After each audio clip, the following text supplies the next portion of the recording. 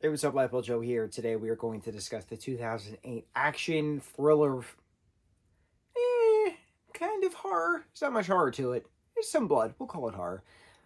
Film, Prestige. This is written by Christopher and Jonathan Nolan, based on a book. So they adapted the screenplay. And Christopher Nolan is the director of this project. So Christian Bale is in this. Obviously, the two of them go hand in hand. Hugh Jackman's in it, Scarlett Johansson, Michael Caine, Rebecca Hall's in this. A lot of people are in this. This takes place in 1890s London. So you have Christian versus Hugh, basically. They're two stage magicians. Michael Caine's character does he builds like the props and sets and like trickery to create these illusions, right? Because they're stage magicians. So like it's a matter of whose trick is going to be better than the other person's trick, who's trying to one up the other person. Why did this rivalry start to begin with? Well, because Christian's character inadvertently killed Hugh's wife's character, they were all working together on the same project. So revenge, how dare you kill my wife, and then how dare you have a happy family with a child, I will ruin you.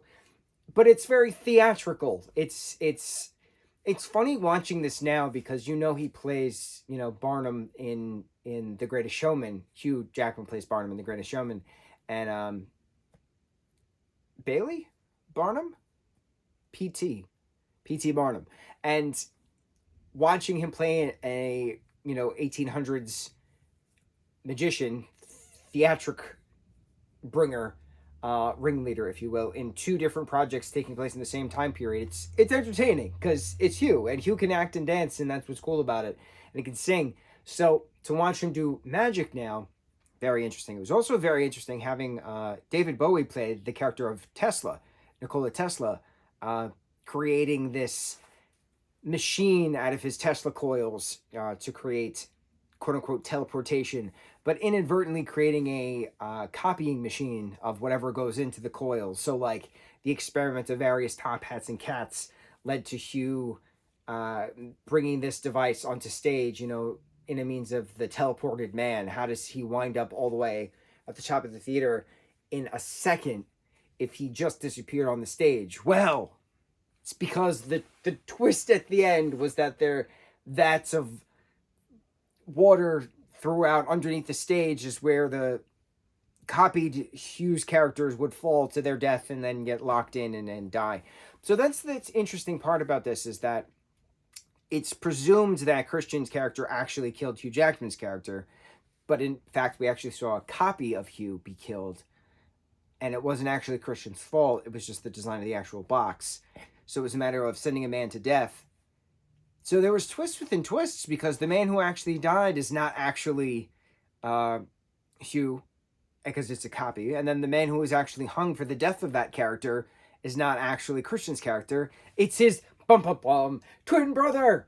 So it's amazing watching it again after all these years, because I didn't remember most of this, and I was like, bro, like, what's happening right now? There's twists within twists, and I was like, this is a movie about magicians in the 1890s. How is this so dramatic? How is this so soap opera? It's very soap opera, but I love it. The only thing I don't like about this film is the way it's told. And I have this problem with a lot of Christopher Nolan films, and I know a lot of people hate me for this, but I don't like how he tells his stories. Sometimes he goes back and forth too much. Just tell the linear plot.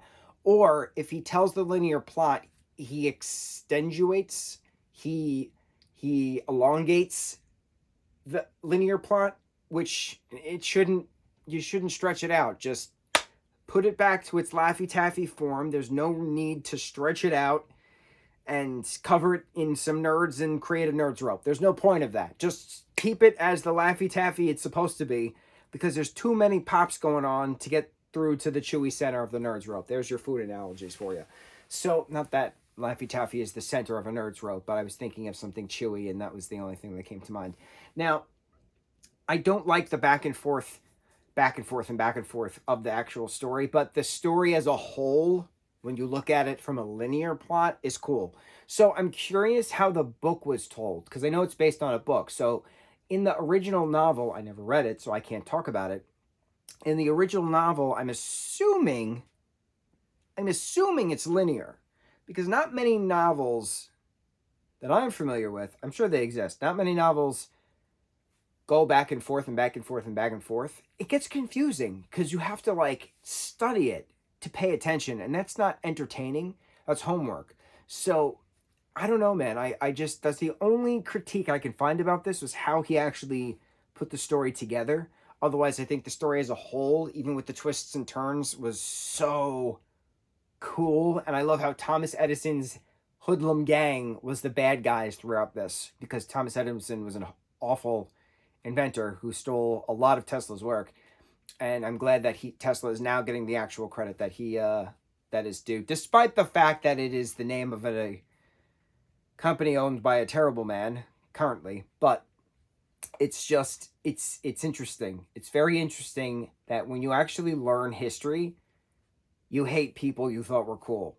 So I think that's what's important about history. Real history is that you have to learn real history. Because if you admire history, something's wrong. Because history is not good. No. History is not good. The past happened to get us to the present. There was a lot of suffering from all different aspects that got you to the present. And now that we're in the present, what happens next?